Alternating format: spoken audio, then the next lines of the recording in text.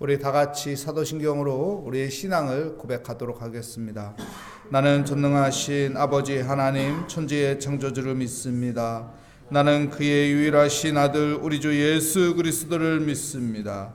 그는 성령으로 잉태되어 동정녀 마리아에게서 나시고 본디오 빌라도에게 고난을 받아 십자가에 못 박혀 죽으시고 장사된 지 사흘 만에 죽은 자 가운데서 다시 살아나셨으며 하늘에 오르시어 전능하신 아버지 하나님 우편에 앉아 계시다가 거기로부터 살아있는 자와 죽은 자를 심판하러 오십니다.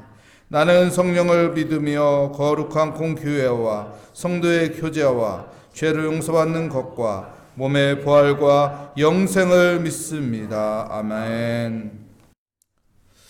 오늘 우리에게 주신 하나님의 말씀은 마태복음 22장 1절부터 14절까지 말씀입니다. 제 성경으로 신약성경 37면에 있는 마태복음 22장 1절부터 14절까지 말씀, 저와 여러분의 순서로 교독하도록 하겠습니다. 예수께서 다시 비유로 대답하여 이르시되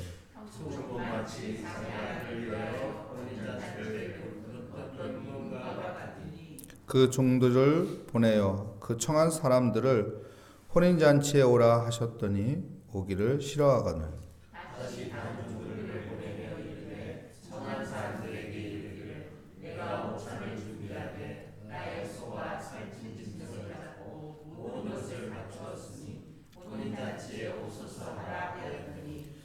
그들이 돌아보지도 않고 한 사람은 자기 밭으로 한 사람은 자기 사업으로 가고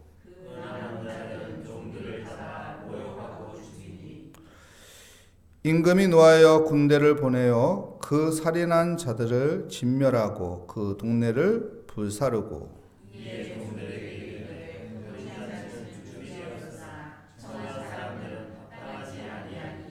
내거리 길에 가서 사람을 만나는 대로 혼인잔치에 청하여 오라 한대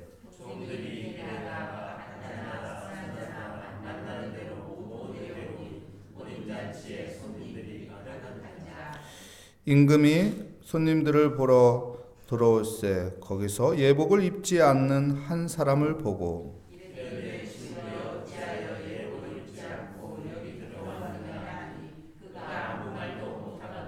임금이 사람들에게 말하되 그 손발을 묶어 바깥 어두운 데 내던지라 거기서 슬피 울며 이를 갈게 되리라 하니라.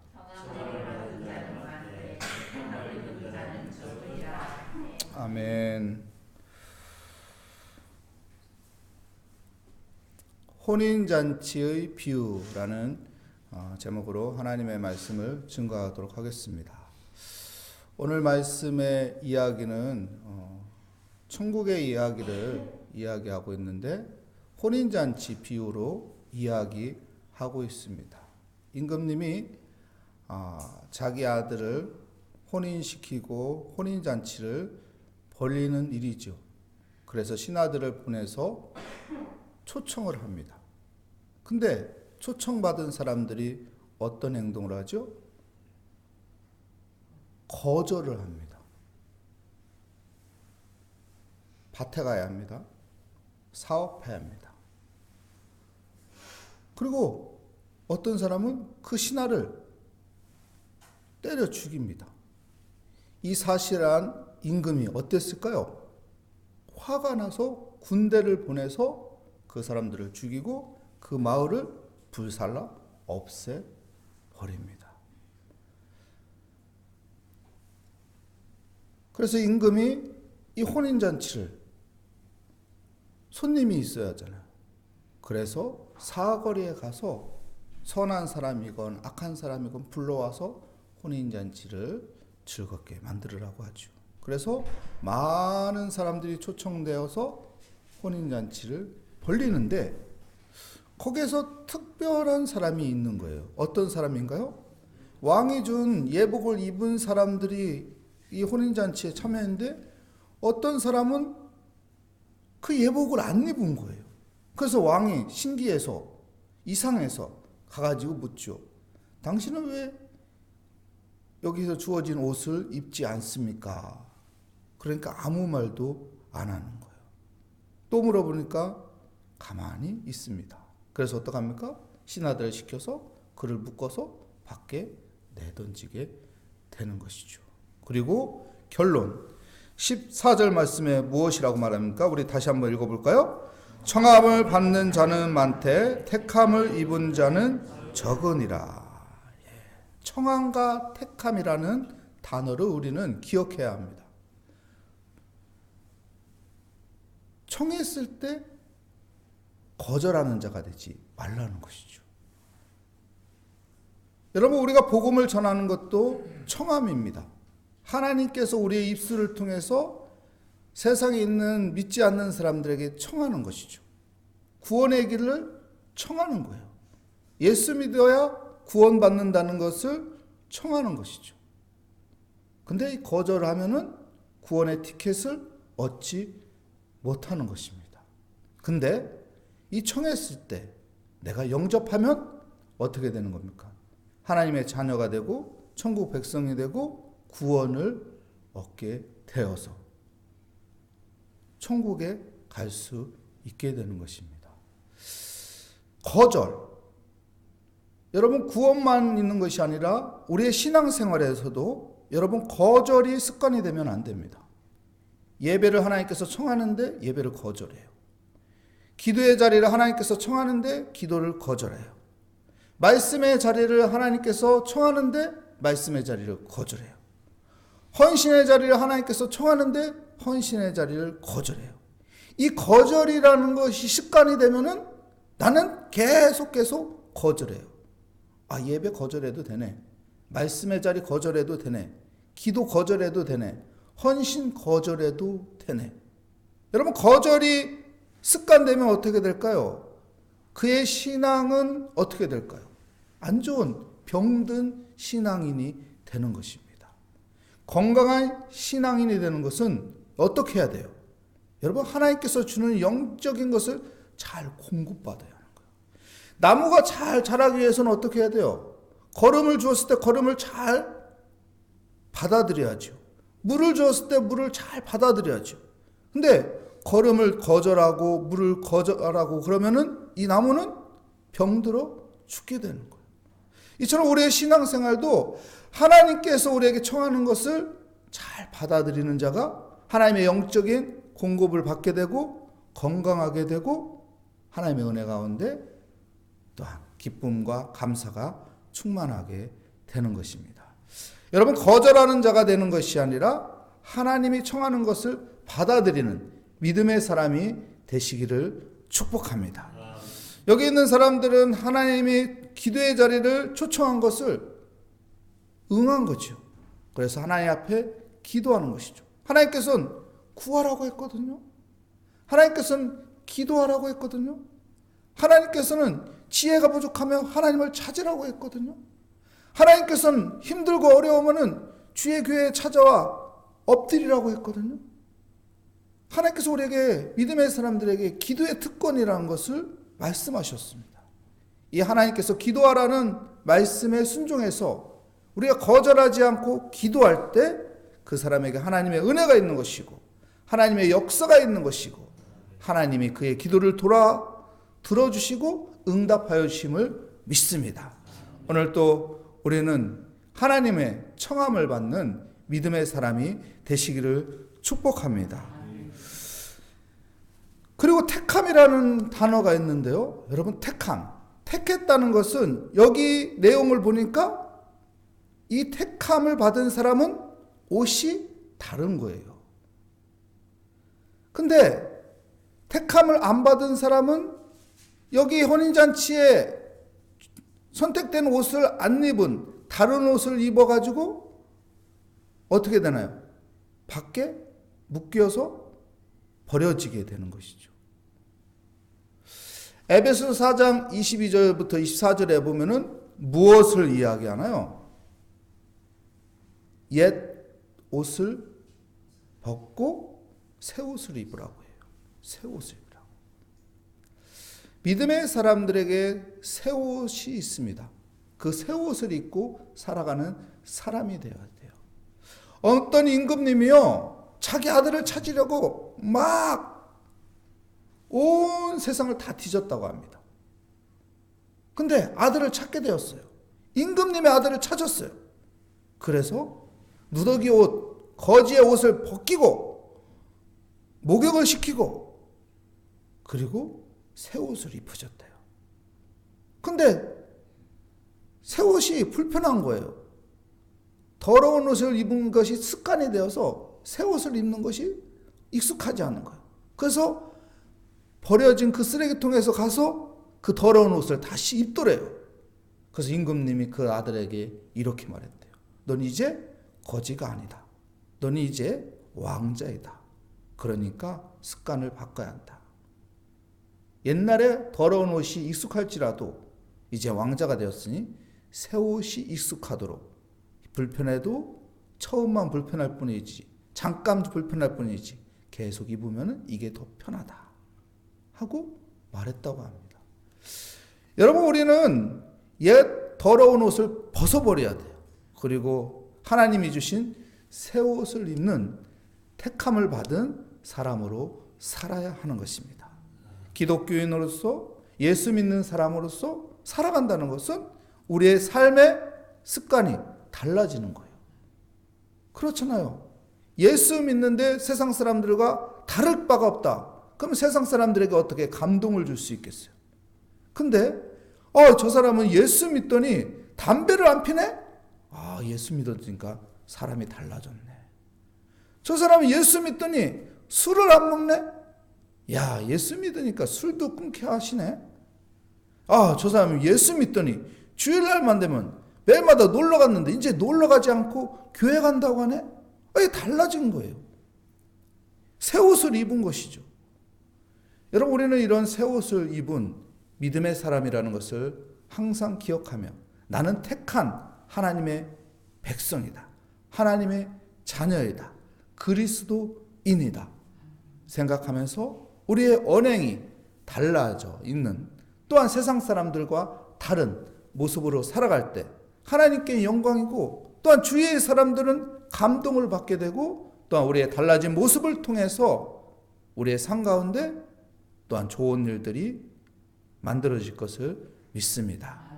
오늘 성경에서는요, 청함과 택함이라는 것을 강조하고 있습니다. 여러분, 하나님의 청하심에 거절하는 것이 아니라 하나님의 청하심에 응답하여 순종하는 믿음의 삶을 살아가시기를 축복합니다. 우리는 하나님께 택한, 받은 하나님의 자녀라는 것을 기억하고 하나님의 자녀답게 살아가는 믿음의 사람이 되시기를 축복합니다.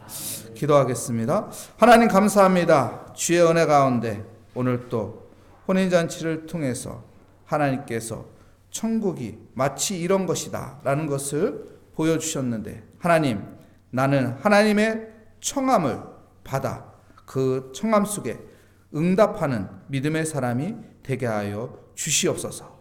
그리고 하나님의 자녀로 택함을 받았다는 것을 항상 기억하며 나는 그리스도라는 것을 생각하며 살아가는 그리스도인의 삶이 되게 하여 주시옵소서. 주께 감사드리며 오늘 또 은혜의 자리로 인도하여 주시고 기도의 자리로 우리를 불러주신 하나님의 은혜 감사하며 우리의 기도에 응답하여 주실 것이라는 믿음을 가지고 하나님의 말씀에 순종하여 오늘 또 기도하오니 주님 은혜 베풀어 주시옵소서. 주께 감사드리며 예수 그리스도의 이름으로 기도합니다. 아멘. 하늘에 계신 우리 아버지, 아버지의 이름을 거룩하게 하시며 아버지의 나라가 오게 하시며 아버지의 뜻이 하늘에서와 같이 땅에서도 이루어지게 하소서. 오늘 우리에게 일용할 양식을 주시고 우리가 우리에게 잘못한 사람을 용서하여 준 것 같이 우리 죄를 용서하여 주시고 우리 시험에 빠지지 않게 하시고 악에서 구하소서. 나라와 권능과 영광이 영원히 아버지의 것입니다. 아멘. 오늘 말씀을 다시 한번 생각하며 하나님 앞에 우리가 순종하며 기도할 때 하나님께서 응답하여 주신다는 믿음을 가지고 나는 하나님의 택함받은 하나님의 자녀이기 때문에 하나님께서 우리의 기도에 귀 기울여 주신다는 그 그 믿음을 가지고 우리의 기도 제목을 주님께 다 올려드리며 맡기며 의지하며 이 시간 주여 한번 부르짖고 기도하도록 하겠습니다. 주여, 주님 감사합니다. 하나님의 자녀로 택함을 받은 믿음의 사람이 되게 하여 주심을 감사합니다. 하나님, 오늘 또 하나님의 청함을 받아 하나님 기도의 자리에 나왔습니다. 예배의 자리에 나왔습니다. 오늘 또 주님께 부르짖어 기도합니다.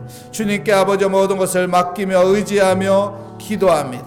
내가 다 말하지 못하여도 표현하지 못하여도 우리의 머리털까지는 다 세시는 전능하신 하나님, 그 하나님께서 우리의 심정소리 만들어도 기도의 자리에 찾아와 하나님을 찾을 때 하나님께서 은혜 베풀어 주시고 우리의 필요한 것을 채워주시며 하나님께서 우리의 기도에 응답하여 주실 것을 믿습니다.